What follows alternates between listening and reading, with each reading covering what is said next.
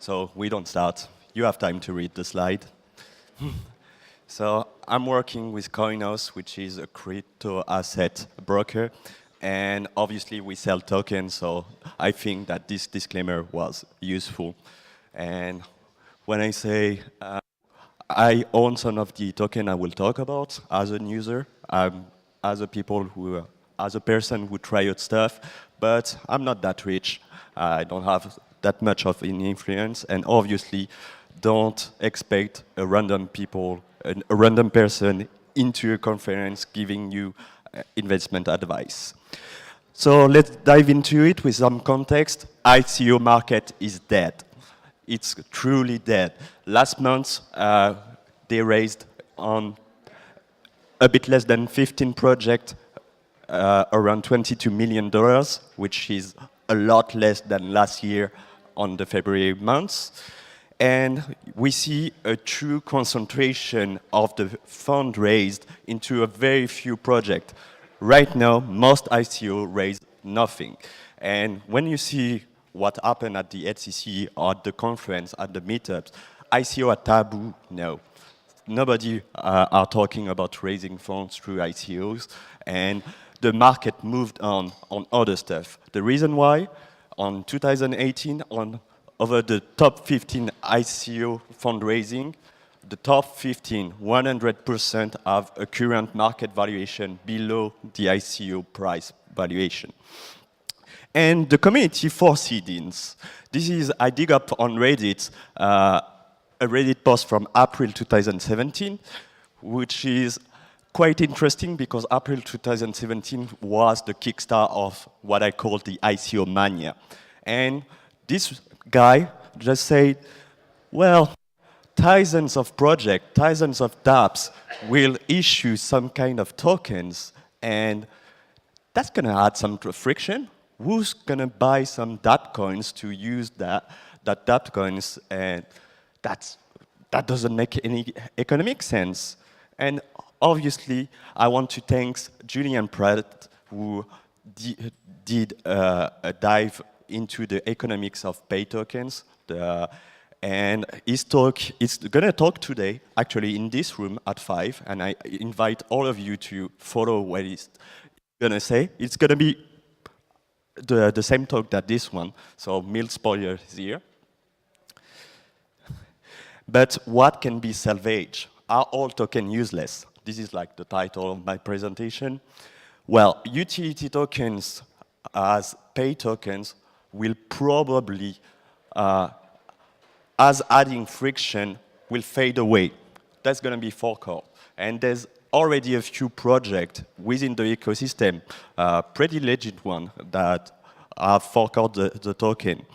And the emergence of stablecoin, when you assist on the talks at the EthCC, everybody is talking about MakerDAO and the DAI, and obviously the future of 2019-2020 experience with DAI, with dApps, will be using some kind of stablecoins because it just makes sense for the end users. So what can we salvage? There's a new form of fundraising, a new form of using tokens within the ecosystem, and we're going to do together a small tour of what is happening right now. So who in the room heard about Uniswap? Almost everybody. And thanks to Paul, we do understand a bit more about bonding curves, but bonding curves are very, very complex stuff. And I think most of the people using Uniswap doesn't understand the risk associated with bringing liquidity within a bonding curve. Because owning a Uniswap token, like a representation of a liquidity pool, is kind of pretty hardcore derivative. You have a 50-50 position on the token pair. So if one of your tokens is DAI, you can say, okay, I have something that looks like a constant and something that is variable. So why not? But if you do like the second biggest pool is ETH and Maker. So, and when you look at the tokens and at the crypto asset markets, Well, most of the tokens are highly correlated together. So usually when the price goes up, both go up, and when the price goes down, both crash. So this is like higher risk. This is not hedging. You also have a spread fee reward on the utilization of the DApp, but it's not risk-free at all. This shiny graph explains the optimistic probabilities. What you see in dark blue is when you lose money. So if you don't have enough volume within the token pair, you lose money. If you have too much variation, if the price goes up too quickly, you lose money. If the price goes down too quickly, you also lose money. So I think most people don't understand that, and there's not enough education about this kind of stuff. So another model that was kind of hype the past few months is, okay, ICOs are dead. Let's do a STO, a security token offering. And the thing is, regulators are still acting as they are intended. The rules are the same. You can do your fundraising in fancy form. A security is still a security, and you fall below the Security Act of 1933. And the thing, this is factor A05. I don't know if you can read it. Not that much. Yeah. So if you want to participate in a security token, you have to be an accredited investor. So yeah, decentralization. Please have more than $1 million. Please have more than 200,000 of revenue over the past 2 previous years, and sign some contracts. And the STO, as they are designed right now, with the current regulation, are just more complex than regular and traditional fundraising. You just add layers of complexity on something that's already bothersome and difficult and costly. And if your STO is not the actual IPO of your project, you're just creating a voucher, something that you can exchange maybe on some condition to an actual share, an actual bond, an actual security. And one thing we know about derivative is that the derivative price is not the underlying asset price, and many bad things can happen. So why bother with a STO? Let's do an hidden security model. We're gonna do fancy trick with the money supply of the token, and there's several projects doing that right now in the ecosystem. So there's good and alternatively good ones, like Maker or KNC, the Kyber network stuff, and there's ugly ones. So it's DAO friendly. The narrative is pretty simple. Part of all of the revenue of the DApp will be used to buy back tokens on the markets, to destroy those tokens, so the supplies go towards zero. So you can maybe expect that the token price will go up over time if the DApp is successful. But one thing I know about regulators is that they may be slow, but they are not dumb. And you can expect some kind of reaction along the way. So let's look at Maker. Maker did like 10 talks on the EthCC, so I will not spend too much time on it. But what we can understand from the Maker token is that it's pretty auditable. You can actually know what is happening on-chain. It's pretty transparent. The smart contracts are quite clear about it. And the distribution of the Maker token was quite fair. It was distributed within the community at pretty low price in the beginning, distributed to early investors. They didn't do an ICO. And Maker, you have a skin in the game. It's an actual governance token. You vote. You probably vote too much because you have a vote every other week with them about the stability fee. It's like the four time in the past 3 months. But it's a good design because you have skin in the game, incentive to stay active, and you do share some risk. You also have bad designs. The BNB token, Binance, well, who is like aware of this? Almost everyone? Yeah. So this is less transparent model. So no, the supply will not go towards zero. We promise, we pledge on the internet, and obviously we can be confident of things written on the internet by exchange, and and say we're gonna take 20% of our revenue that nobody audits, we just declare it, and buy back, not on the market. I didn't witness that. The only thing you can witness on chain is that one address holding a lot of BNB is sending it to another address, which is some kind of burner. And BNB was highly distributed through an ICO, and the Binance company is advertising about the investment of BNB. So not a share of Binance, lack of long-term plans, what happened when we reach 50% of the supply, and heavy centralization. And it's not even an ERC20 and things like that. So obviously, regulator will react, but I think there's some scenarios that are better than others. But utility tokens are not dead. You can still design utility tokens and raise some funds with or without an ICO. What you cannot do anymore is useless utility tokens. The pay tokens, the use my lemon coins to interact with my dApp. So let's talk about LivePeer. LivePeer is like talking right now, I think, in another room. It's a great project, kind of interesting, and their distribution was brilliant. So they told themselves, okay, we cannot do an ICO anymore, but we have rent to pay, so we need to do some kind of fundraisings. So let's do a fair distribution. Every single address on the Ethereum network having a balance over 0.1 ETH, so many people, will get the same amount of LPT token, 2.44.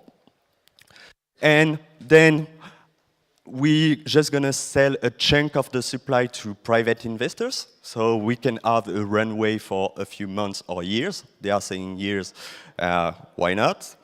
And just implement within our kind of protocol, or dApp, a rule. A very simple rule is that 50% of all LPT tokens should be staked within the dApp. If not, if there's less than 50%, we're just going to trigger a simple function within the contract allowing inflation. So inactive holders are deleted. This is a fantastic thing because the inflation will be heavily collected by the early community. So obviously the team, obviously the early investor, but also the early active community. Anybody can use their airdrop tokens and stake it and collect part of the inflation. No ICO, still money. When you look at the figures, it works. The participation rates go up. We are not at 50 yet, but it's steadily rising. And when you look at the supplies, people get diluted. So the current market cap of LivePeer is around $10 million. When you look at what the team has, well, you're pretty sure they have enough runway to deliver an actual product.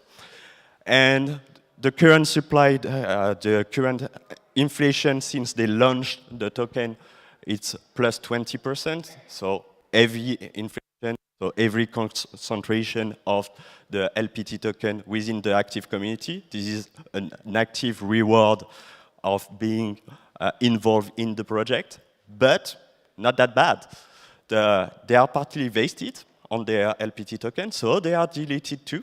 They cannot access to everything. The careful design design,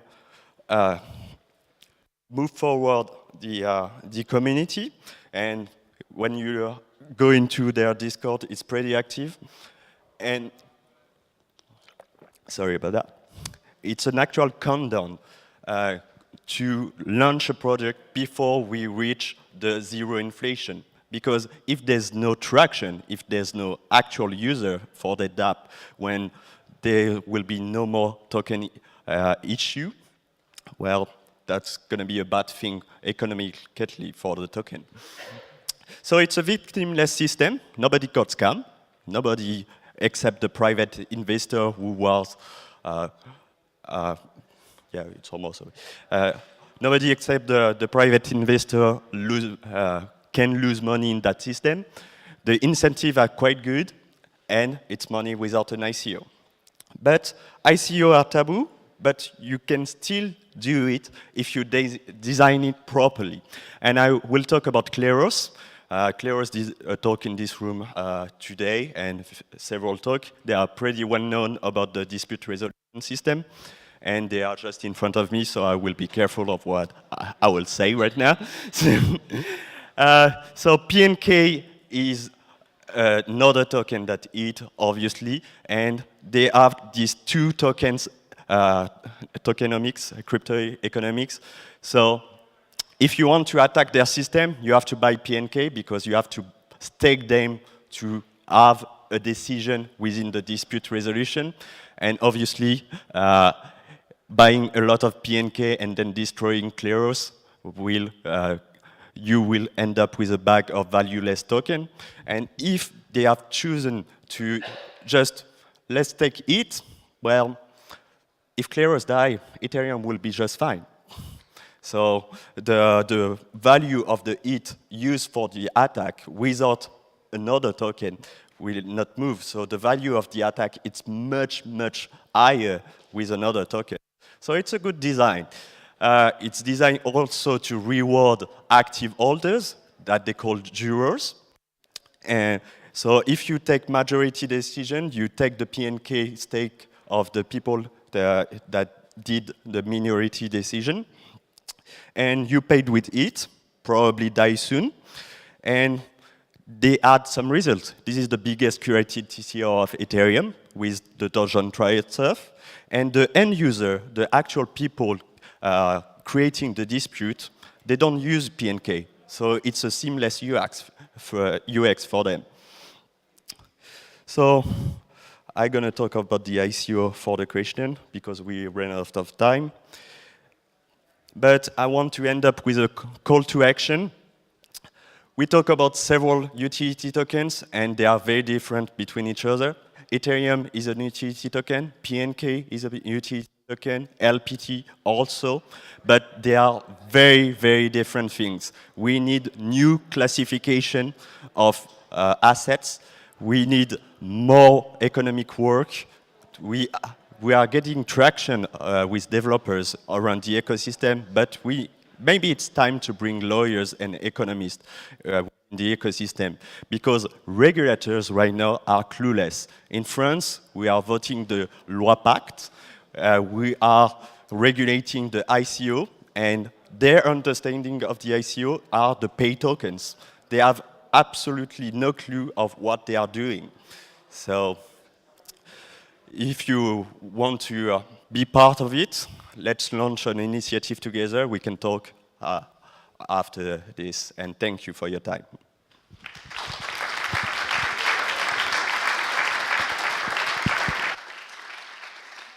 Any questions? For question. Who's in? 2 questions. Sir? Can do that. It was just a question about you are talking about the issue of economy concerning token design and why not cryptocurrency design. I cannot hear you, sorry. Okay. Yeah, you are putting ahead the fact that the economic parameter is key for the design of new tokens in the ecosystem, and why not cryptocurrency? The historical ecosystem was based on goodwill, bid-offer approach and goodwill approach. And today, is there any real economic token created based on cash flow? Because at the end, a financial asset is based on what are you going to pay as dividends and what is your EBITDA at the end, or your net result. Do you think there is an overview on this in the So ecosystem? token really based on cash flow. So the more user you have, the more your revenue your DApp have, the more value will go to your token, something like that? Accounting token in a way. Yeah. So the closest we got is this, clearly. But why we don't have more and more specific stuff? Because if you do that, well, you're here. And you have a lot of stuff happening. So regulators, maybe we need something from the regulators to say, okay, this is a legal framework, we can do that. But today, there is no product like this in financial ecosystem based on economic cash flow. So we have to design it. So we have to design it. I Yeah. think so, yeah. Let's work together. Yeah, sure. Sir.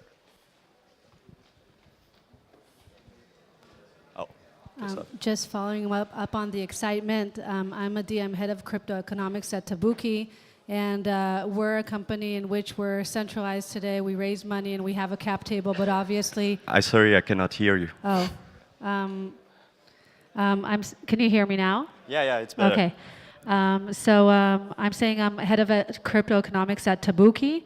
And what we want to set out to do is to become decentralized, right? We have a cap table today. We raise money from VCs, but further down the line, we do cyber insurance. So we want to become decentralized. And for us, what we did is we came up with a model called Credo, which is exactly that other slide, the end slide that you had of no utility token, not introducing more tokens because DAI is just great for the end user, but rather finding another capture value mechanism for investors in which they can align their interests with the other participants of the economy and extract value, just like, for example, block producers extract value by producing blocks and earning transaction fees, so they would be able to delegate their, never mind, it's a whole model, but it's called Credo, and I look forward to seeing more ideas like Fairmint, which showed yesterday, in order to really discuss how we can have like open source sustainability and not affect our economic models. So it's not a question, but more like echoing what you're saying. Thank you. Yeah. What I understand when I talk about people interested like you in this kind of stuff is that there's a true desire within the community to have better tools to propose. And the thing is, developers are not hardcore economists. Some of them are, like the maker guys are quite good, but the thing is, we need to build an initiative together, so let's talk. Sure. It's done? Thank you for your time.